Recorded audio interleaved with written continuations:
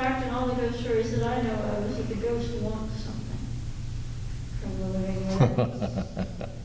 You know, to bring justice. Ghosts can never just be. Like the ghost she mentioned wanted to stay in the house she loved, or ghosts want revenge for their murder, or to warn loved ones of impending danger, or something like that. That's all very true. Different stories include those things. I think it's a human need to not be forgotten, to always want to be remembered. That's the way I look at it. I mean, I identify with that. I mean, I don't speak up for myself much, but I don't want to be forgotten either, you know. I think sometimes the spirits or ghosts are permitted to return from the other side to help us out. So I might call it a need-to-know basis. You know, they're not just floating, hanging around, but Normandy Ellis is a Kentucky author, and she has a story in my book, Ghost, Spirits, and Angels, where she was a wannabe author. She had not written a book, and basically a dead friend appeared in the back seat of her car and kept her from throwing away her first book manuscript. So he told her to turn around, and that's the title of the story. So I don't think, you know, the ghost had a need. She recognized who it was, but he was actually on a mission to help her.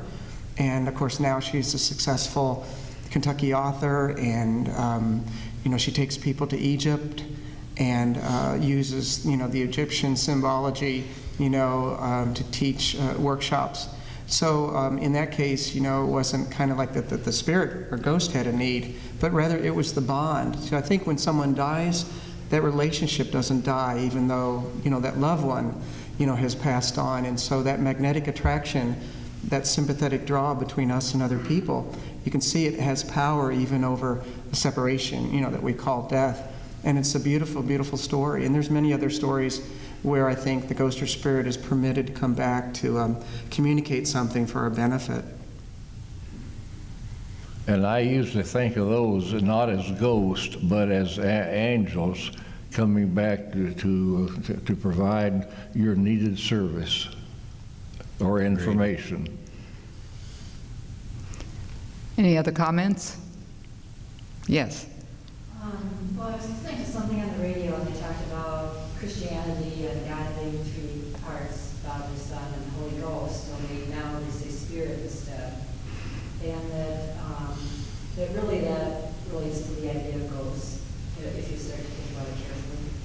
And I was thinking about that in relationship to like the Historical Society, preserving places, preserving the spirit of the place. And so maybe they haven't thought it through, and maybe they, underneath all that, kind of believe in ghosts, and so they're preserving buildings and places because of ghosts, only they aren't totally admitting that or bringing it out to the top. So maybe on some level everyone is kind of thinking that way, they just don't know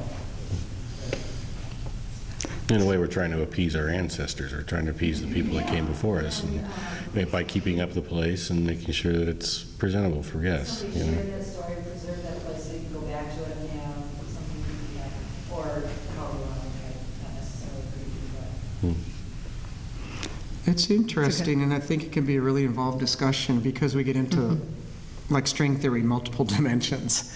And so that can get pretty far-fetched in a way. But the stories that I've collected about 500. And it's like a pachinko game where the metal ball comes down and hits the different nails and ends up in different slots.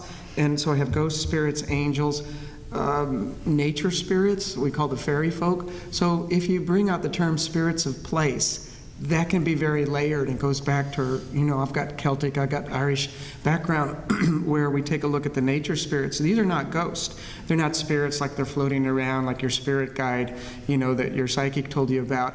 But these are, live in another dimension if one, you know, kind of follows that, you know, way of thinking. So they exist here, they're related, you know, somehow to the life on the planet. But they're not like a ghost, woo-woo, they had a mortal life and now they come back to rattle some change or to communicate something or to help someone out. But they have their own lineage of life on this planet that may be totally separate from our human lineage. So really, when you get into the term spirits in place, this can bring up a whole topic that does involve what some people say are other dimensions. Other? Yes. So I've always thought about ghosts specifically kind of like a ghost game, right? So, there's what, 6-some-odd billion people in the world, right? All of us eventually are going to be dead. But essentially what goes into the formation of one manifesting after death? Does you believe that everybody does or can, or does it require some kick to prolong one's existence? Do you see what I'm saying? Because Yeah. It's, Do you all hear the Like, question? what makes the difference between somebody who just sort of passes? It's going to be completely crowded in the spirit world, right? I mean, eventually all 6 billion of us are going to be dead, and there's going to be, 6 billion. I think there's different theories, excuse me. For instance, trauma is one theory, like a violent death or battlefield death or unfinished business. There's different theories. I personally tend to look at it a different way. I say that we already exist as spirits. So, it's our source, it's our existence now, even though I've kind of got this temporary body for a while. But, I saw my dad pass away in the nursing home when he breathed his last. What was left was not my dad, that physicality. So I really tend to believe, there's already a continuum. We already exist in the spirit realm. In fact, in string theory, they say that we holographically create this universe. We really exist somewhere else anyway. So I guess what it depends is how big a framework you're going to take a look at this. You can pull back, not be so myopic, and you can take a really big kind of framework on this whole thing, and then you end up maybe with different answers or theories.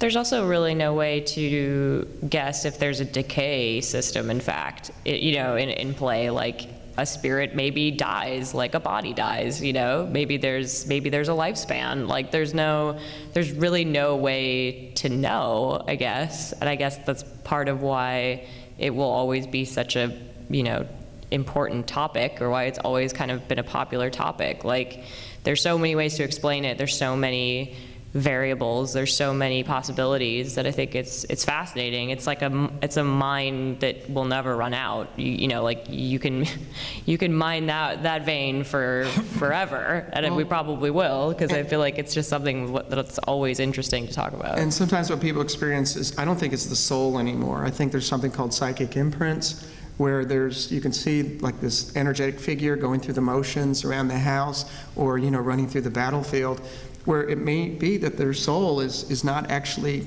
in that energy anymore, but it's a psychic imprint.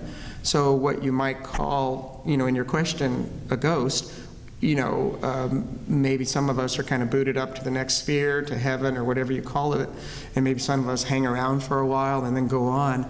And I guess the whole core of your question, though, is what delineates that difference? And I think it's a question of vibration. We kind of end up where our thoughts are, kind of like in the movie What Dreams May Come.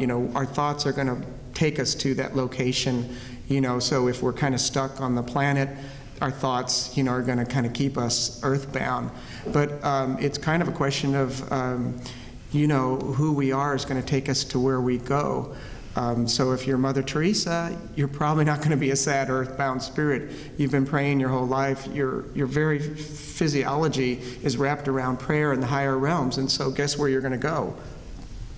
To those higher realms. It's kind of a duh factor, really. So I really think, we end up in different places depending on who we are and the choices we make.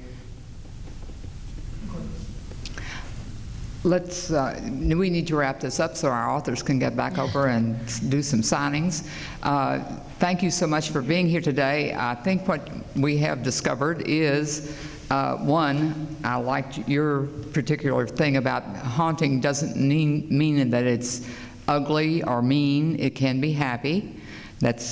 And that, no matter what you believe, this is thought-provoking and conversation-making. So please go think more about this and discuss it, because talking and reading about these things is very important.